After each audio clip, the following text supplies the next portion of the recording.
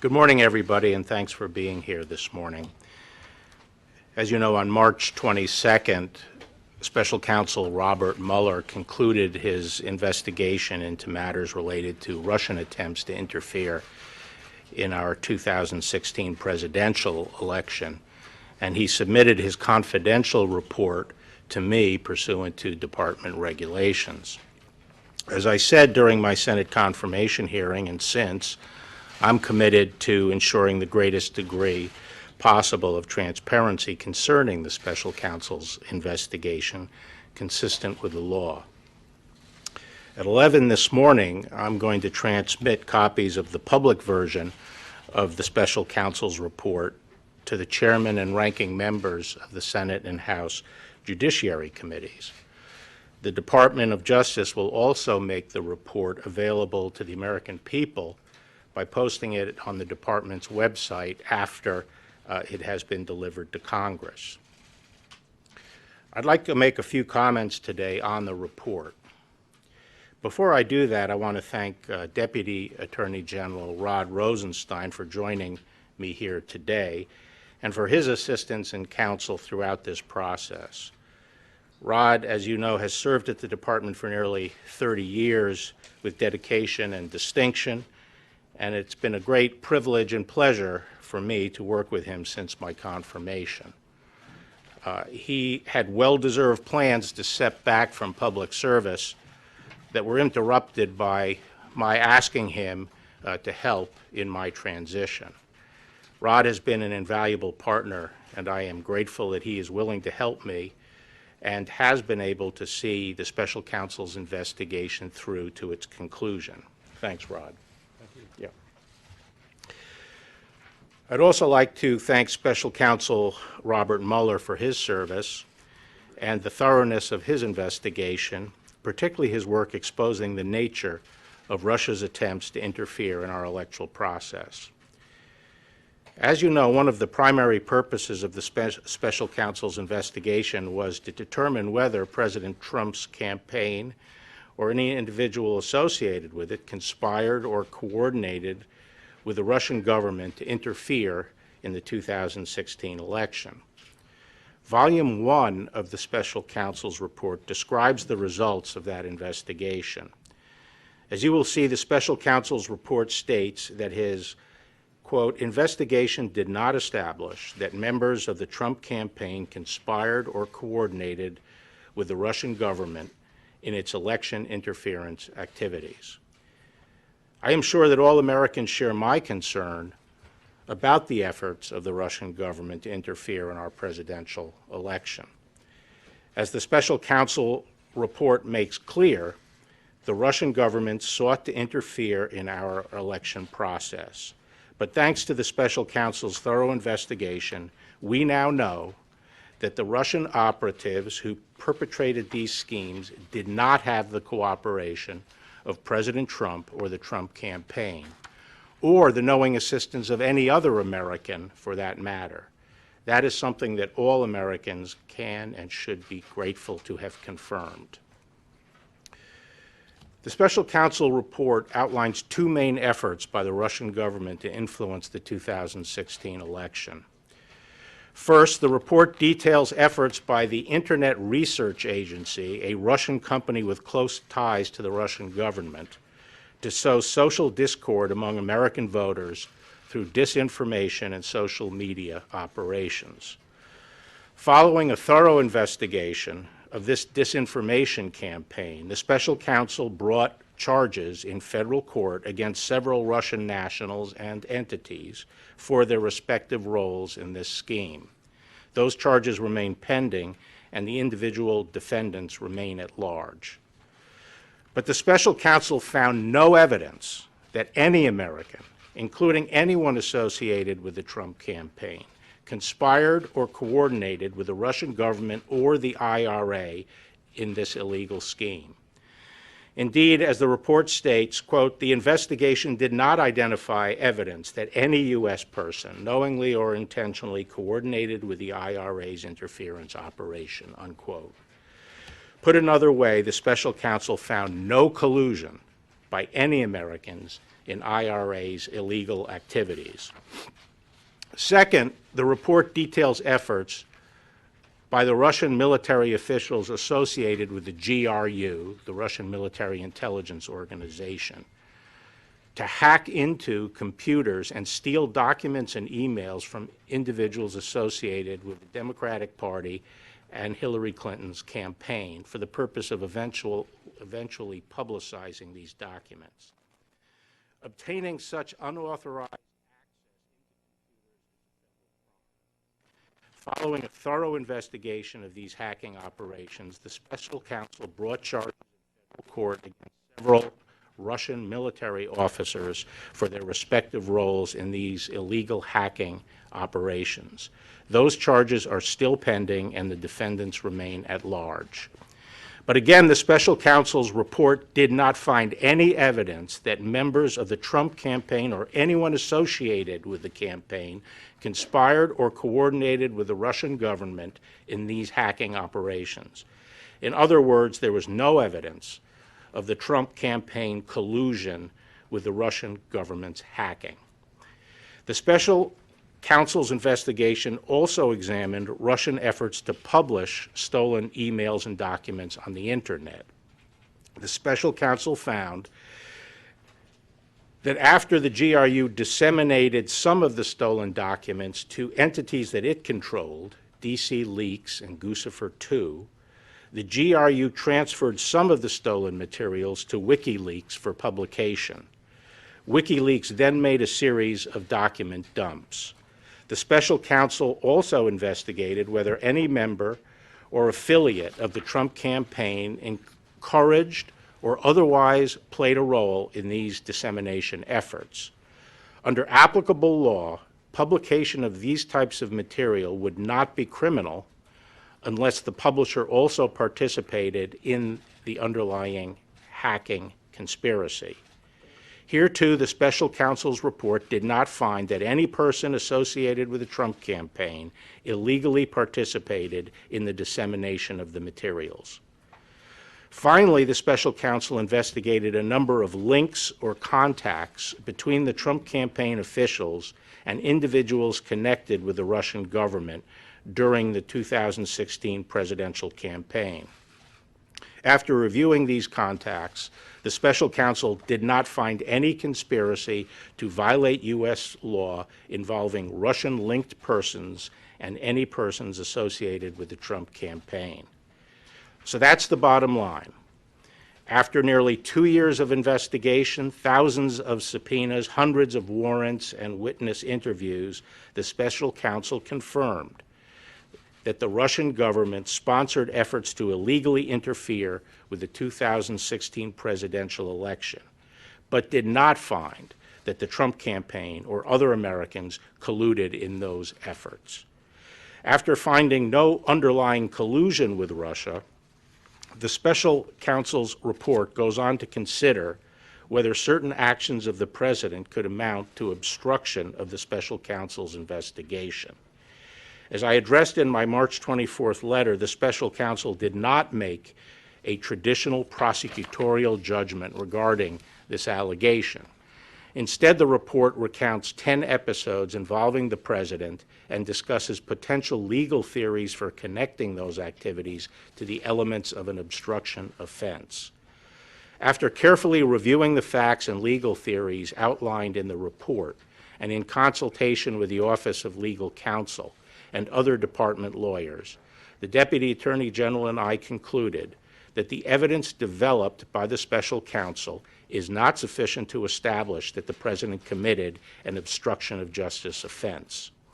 Although the Deputy Attorney General and I disagreed with some of the special counsel's legal theories and felt that some of the episodes examined did not amount to obstruction as a matter of law, we did not rely solely on that in making our decision. Instead, we accepted the special counsel's legal framework for purposes of our analysis and evaluated the evidence as presented by the special counsel in reaching our conclusions. In assessing the president's actions discussed in the report, it is important to bear in mind the context. President Trump faced an unprecedented situation. As he entered into office and sought to perform his responsibilities as president, federal agents and prosecutors were scrutinizing his conduct before and after taking office and the conduct of some of his associates. At the same time, there was relentless speculation in the news media about the president's personal culpability. Yet, as he said from the beginning, there was in fact no collusion. And as the special counsel's report acknowledges, there is substantial evidence to show that the president was frustrated and angered by his sincere belief that the investigation was undermining his presidency, propelled by his political opponents, and fueled by illegal leaks. Nonetheless, the White House fully cooperated with the special counsel's investigation, providing unfettered access to campaign and White House documents, directing senior aides to testify freely, and asserting no privilege claims. And at the same time, the president took no act that in fact deprived the special counsel of the documents and witnesses necessary to complete his investigation. Apart from whether the acts were obstructive, this evidence of non-corrupt motives weighs heavily against any allegation that the president had a corrupt intent to obstruct the investigation. Now, before I take questions, I want to address a few aspects of the process for producing the public report that I am releasing today. As I said several times, the report contains limited redactions related to 4 categories of information. To ensure as much transparency as possible, those redactions have been clearly labeled so that the readers can tell which redactions correspond to which categories.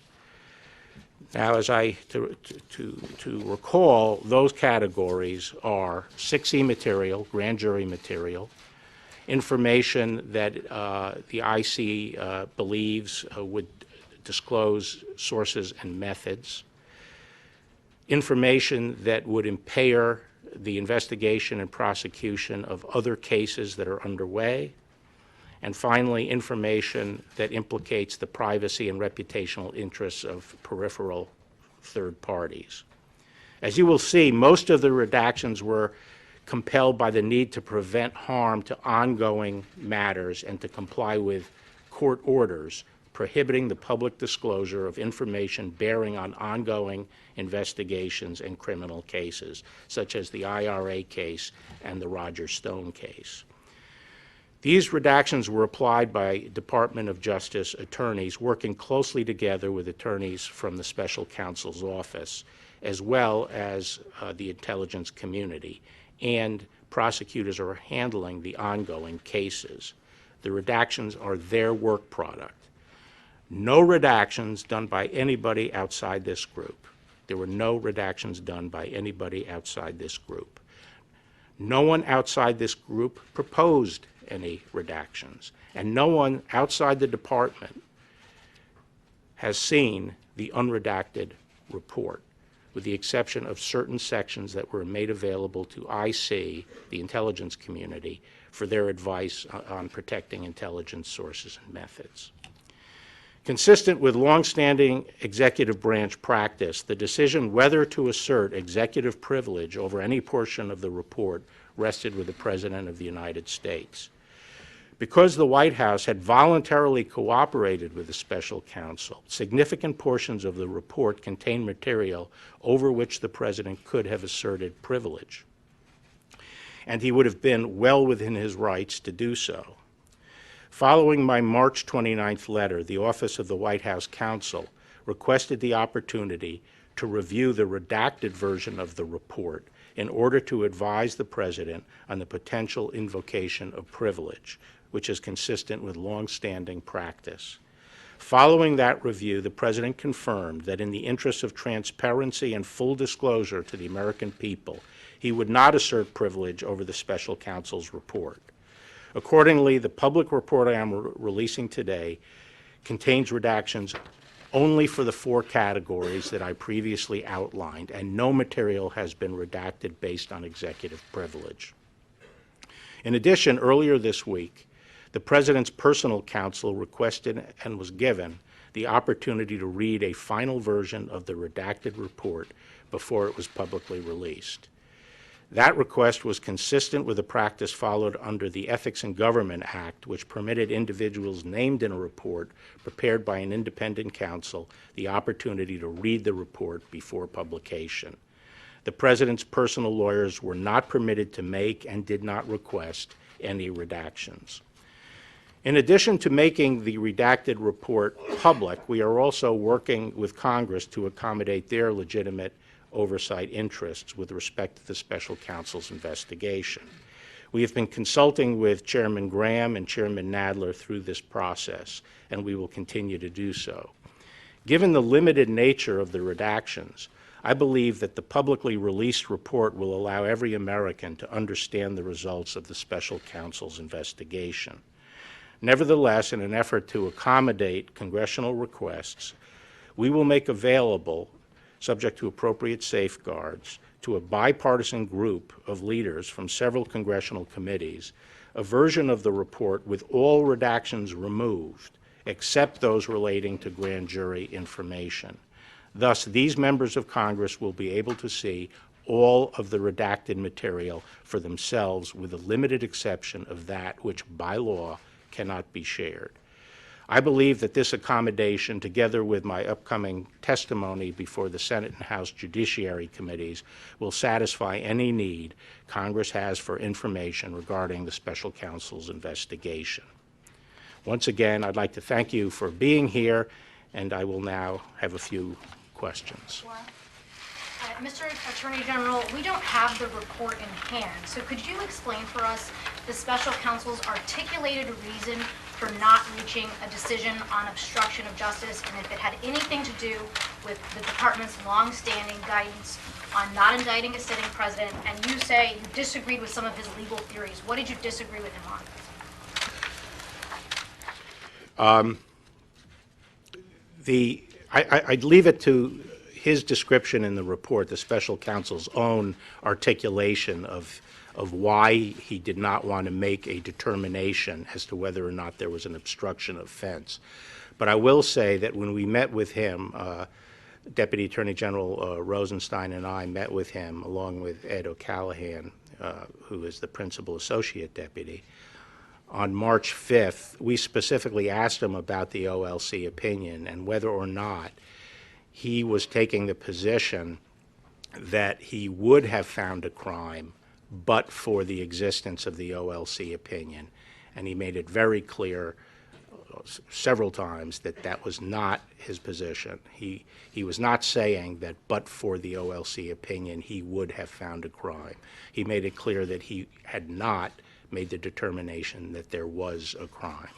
Did you disagree with him on? May I follow up on that, Mr. Attorney General? What did you disagree with him on? Given that, why did you and Mr. Rosenstein feel the need you had to take it to the next step to conclude that there was no crime, especially given that DOJ policy? Well, the very prosecutorial function and all our powers as prosecutors, including the power to convene grand juries and the compulsory process that's involved there, is for one purpose and one purpose only. It's determine yes or no. Was alleged conduct criminal or not criminal? That is our responsibility, and that's why we have the tools we have.